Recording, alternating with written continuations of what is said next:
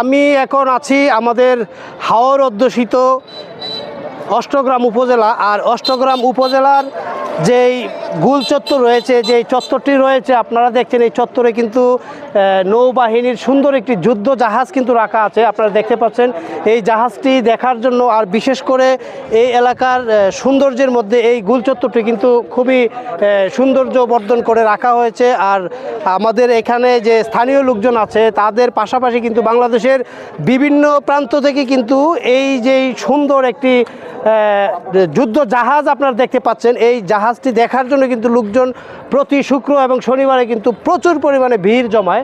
আজকে যেহেতু শুক্রবার বা শনিবার এরকম কিছুই নয়, স্বাভাবিকভাবে এখন যে দর্শনার্থী এরা কিন্তু আসলে এখানকার স্থানীয়।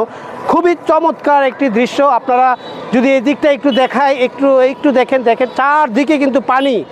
যেদিকেই তাকাবেন মনে হবে যে আপনি একটি মহাসমুদ্রের একটি দ্বীপের মধ্যে আছেন।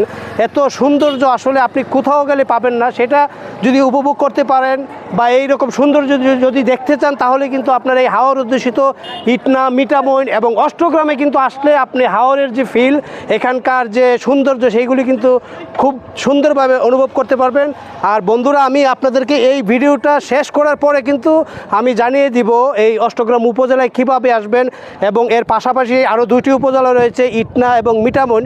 এই তিনটি উপজেলা কিন্তু হাওর অঞ্চল এবং এখানে যেদিকেই যাবেন শুধু পানি আর পানি। এখানকার এখন যে সৌন্দর্য বর্ষাকালে, আর যেই সৌন্দর্য বর্ষার সৌন্দর্য হচ্ছে একরকম। আর যখন বর্ষা চলে যায়, যখন শুকনো মৌসুম বা শীতকাল থাকে, তখন কিন্তু এখানকার সৌন্দর্য কিন্তু অন্যরকম আরেকটা রূপে সজ্জিত হয়।